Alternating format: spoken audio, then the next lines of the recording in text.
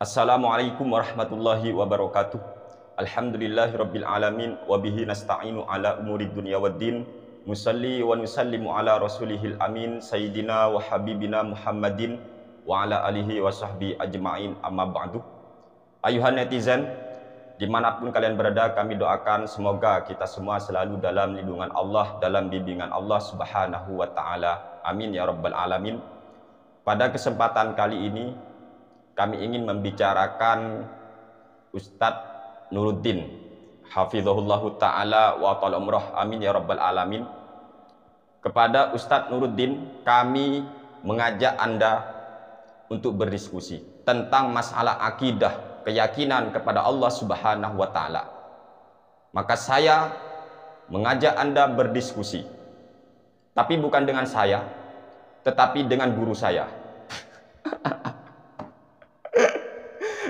Begitulah kata salah satu YouTuber pembela sutat-sutat Wahabi, menantang, mengajak diskusi Ustadz Nuruddin. Ya Allah, ada seorang YouTuber ya, YouTuber pembela Wahabi yang sok-sokan mengajak Ustadz Nuruddin berdiskusi tentang akidah, tentang masalah keyakinan terhadap Allah subhanahu wa ta'ala. Kemudian saya mikir, apa benar ya orang ini serius mengajak diskusi Ustadz Nuruddin? Ya Allah, ada itu teman-teman. Mungkin kalian sudah tahu siapa orang itu ya. Dan sebenarnya saya heran kepada orang itu. Dia itu punya nomor WA saya. Saya pun juga punya nomor WA dia, saya simpan. Dan sudah lama kami mengajak dia berdiskusi secara live, tapi dia tidak menanggapi, dia tidak merespon, padahal sudah di WA. Saya pikir dia itu seorang pendekar yang benar-benar mampu dan berani membela kebenaran, sebagaimana kalau dia itu berteriak di YouTube-nya. Ternyata ketika ngomong langsung di WA tidak sehebat ketika dia tampil di YouTube. Ya Allah, saya pikir ya kalau di YouTube itu kan dia, saya tantang Ustadz Nuruddin, saya tantang Ustadz Nuruddin untuk diskusi, bukan dengan saya tapi dengan guru saya. Ya Allah, astagfirullahaladzim, ini zaman-zaman apa ya?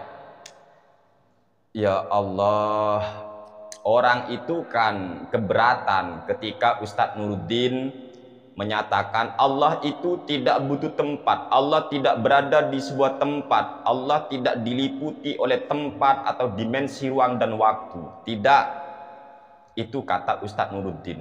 Lalu si YouTuber itu gak terima, katanya Allah berada di atas arsy. Kadang kelompok sebelah itu ngomong Allah itu ada di langit, kadang ngomong Allah ada di atas langit, kadang ngomong Allah di atas arsy. Pertanyaan saya, yang benar kaum sebelah itu atau Wahabi meyakini Allah ada di mana sih? Apakah di langit, atau di atas langit, atau di arsy, atau di atas arsy? Coba kalian baca. Ini ayat, bukan kata saya, tapi ini firman Allah subhanahu wa ta'ala. Saya cuma ingin membacakan biar kalian bisa merenung. Bagi kalian yang meyakini Allah berada di atas langit, atau yakin Allah ada di langit, atau yakin Allah ada di arsy, atau Allah ada di atas arsy, bersemayam di atas arsy umpama, coba renungi ayat ini. Allah subhanahu wa ta'ala berfirman, wa huwallahu fis samawati wa fil ard. Dan kalian biasanya kan anti takwil, menolak takwil. Artinya memahami ayat ataupun hadis secara tekstual. Ayo kita turuti dulu ya kemauan mereka. Andaikan kita ngamalkan Al-Quran atau hadis secara tekstual, maka makna daripada ayat ini, wa huwallahu, dialah Allah, fis samawati, yang ada di beberapa langit. As-samawat itu jamak ya. Wa fil ardi, dan yang ada di bumi. Ini ayat, saya cuma membacakan. Jadi bagi kalian yang punya keyakinan Allah berada di atas langit, atau yakin Allah berada di langit, atau yakin Allah ada di arsy, atau yakin Allah di atas arsy, bagaimana dengan ayat ini? Ini juga firman Allah. Allah yang ada di beberapa langit dan ada di bumi. Wa huwallahu fis samawati wa fil ardi. Ayo, jangan ditakwil-takwil. Kalau memang anti takwil, tolong ayat ini jangan ditakwil. Lurusan aja wis, secara tekstual ya. Begitu. Ini bagi orang-orang yang katanya jangan ditakwil. Ya, ayo jangan ditakwil ayat ini ya. Ayat ini jangan ditakwil yang katanya Allah ada di beberapa langit dan ada di bumi. Ayo, piye. Undak maksudnya itu bukan Allahnya yang ada di beberapa langit atau yang berada di bumi, tetapi ilmunya apalah. Itu kan berarti takwil. Wong ayat ini sudah jelas wa huwallahu. Allah yang di sana yang disebut di ayat itu, bukan ilmunya Allah. Yo. Kemudian saya kasih lagi hadis Nabi Muhammad sallallahu alaihi wasallam. Ini jelas sahih, muttafaqun alaih, riwayat Imam Al-Bukhari dan Imam Muslim. Coba Anda baca di kitab Sahih Bukhari dan Sahih Muslim. Rasulullah sallallahu alaihi wasallam bersabda, "Idza kana ahadukum yusolli fala yabsuqu qibala wajhihi." Ketika salah satu kalian sedang sholat, maka jangan meludah ke arah depannya. Fa innallaha, maka sesungguhnya Allah, qibala wajhihi idza shalla, karena Allah ada di depannya ketika si orang itu sedang sholat.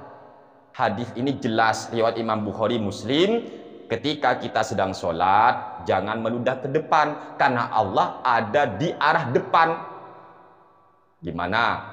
Jangan ditakwil. Berarti Allah ada di depan gitu. Oh, maksudnya gini. Katanya anti takwil. Wong jelas fa innallaha moko satuhuni Allah. Sudah, jangan ditakwil-takwil. Jangan ditakwil kiblatnya Allah, jangan ditakwil apalah. Karena hadis ini fa innallaha, moko sesungguhnya Allah, bahkan pakai innah. Bagi orang yang pernah belajar atau memahami ilmu nahwu sharaf, paham inna itu litaukidi, untuk menguatkan sebuah ucapan. Sungguh Allah iku qibala wajhihi idza shalla, berada di depan orang sholat. Sekarang kalau Allah ada di depannya orang sholat, bagi orang yang di timurnya Ka'bah, berarti Allah di baratnya gitu ya. Tapi bagi orang yang di baratnya Ka'bah, berarti Allah ada di timur. Bagi orang yang di selatannya Ka'bah, berarti Allah di utara. Bagi orang yang di utaranya Ka'bah, berarti Allah di selatan. Kacau pemahaman seperti ini. Begitulah kalau orang anti takwil. Ini hadis Sahih Bukhari dan Muslim. Jangan ditakwil-takwil kalau memang tidak mau takwil. Oh ya, bagi orang yang anti takwil, cobalah baca hadis-hadis Nabi Muhammad sallallahu alaihi wasallam. Itu banyak ya, sudah masyhur, sudah populer. Nabi Muhammad sallallahu alaihi wasallam itu mendoakan sahabat Ibnu Abbas agar bisa mentakwil Al-Qur'an. Andaikan takwil haram, andaikan takwil melenceng, andaikan takwil itu tidak boleh, andaikan takwil itu penyakit bla bla bla bla sebagaimana yang dituduhkan oleh kaum Salafi Wahabi, maka pertanyaan saya, apa mungkin Nabi Muhammad sallallahu alaihi wasallam akan mendoakan sahabat Ibnu Abbas, sahabat tercintanya, untuk bisa mentakwil ayat suci Al-Qur'an? Afala taqilun, mikiro ojo lali ngopi, ngolah pikiran. Andaikan takwil memang haram. Dan coba cek dalam kitab Sahih Al-Bukhari, ketika Allah berfirman, kullu syai'in halikun illa wajhah. Ini surat Al-Qasas. Kata Imam Al-Bukhari, illa wajhah ay illa mulkahu. Imam Bukhari mentakwil ayat. Ayo gimana? Hah? Dan masih banyak itu. Sahabat Ibnu Abbas mentakwil banyak. Kata siapa? Takwil penyakit. Andaikan takwil itu penyakit, andaikan takwil itu dilarang dalam Islam, tentunya Nabi kita tidak mungkin mendoakan sahabat Ibnu Abbas, sahabat tercintanya, agar bisa mentakwil ayat suci Al-Quran. Dan tolong kepada orang yang menantang Ustadz Nuruddin untuk berdiskusi, kenapa Anda diam ketika kami mengajak diskusi di WA? Hah? Kami sudah tawarkan, ayo kita diskusi live. Itu sudah lama. Tapi no comment, terbungkam kayak kucing ketakutan ya. Padahal kalau di YouTube, wow, dia luar biasa. Saya tantang Ustadz Nuruddin. Gak usah ngadepi Ustadz Nuruddin dulu. Nih Sani Uye, ya, nih Sani Uye yang pernah ngechat Anda, yang pernah nelpon Anda, atau Anda juga pernah ngechat saya dan Anda juga pernah nelpon saya. Saya tawarkan Anda sudah lama, kayaknya sudah hampir setahun atau lebih itu ya. Dan ada buktinya. Apa mau minta untuk disebarkan chattingannya? Hah? Ya Allah, kemana nyalinya? Ayo diskusi. Ya, nantang.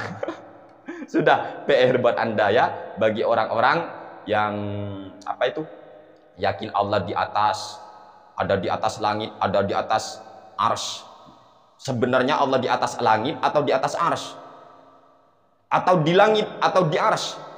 Bagaimana dengan hadis? Jangan sampai kita ketika sholat meludah ke depan, karena Allah berada di depan orang yang sholat.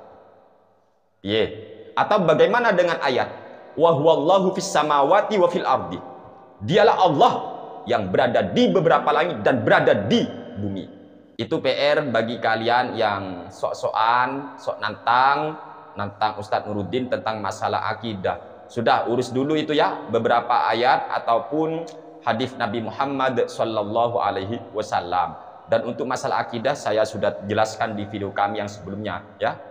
Sudah kami jelaskan. Dan andaikan takwil itu haram, lalu kenapa kalian juga tidak menerjemah ayat suci Al-Quran secara tekstual? Kok masih dipaling-palingkan? Oh, kalau ini maksudnya begini, kalau ini iya. Kenapa yang satu Anda takwil, yang satu Anda tidak takwil? Padahal katanya takwil tidak boleh. Itu teriakan-teriakan kaum Wahabi begitu ya. Takwil haram, takwil gak boleh. Ternyata Nabi Muhammad SAW mendoakan sahabat tercintanya, sahabat Ibnu Abbas, agar bisa mentakwil Al-Quran. Andaikan takwil haram, tidak mungkin Nabi mendoakan sahabat tercinta untuk bisa mentakwil ayat suci Al-Quran. Semoga Ustadz Nuruddin selalu dijaga oleh Allah Subhanahu wa Ta'ala, dan yang sok-sok nantang Ustadz Nuruddin semoga sadar diri. Ingat, kalau mau meludah jangan ke arah atas. Kalau mau meludah jangan ke atas. Ya, kalian kan tahu ya, kalau orang meludah ke atas nanti ludahnya jatuh kemana? Akan jatuh ke wajahnya sendiri. Ingat, kalau ada kambing nyeruduk gunung, jangan khawatirkan gunungnya hancur, tapi kasihanilah si kambing karena tanduknya akan binasa. Wallahu a'lam bishawab. Wassalamualaikum warahmatullahi wabarakatuh.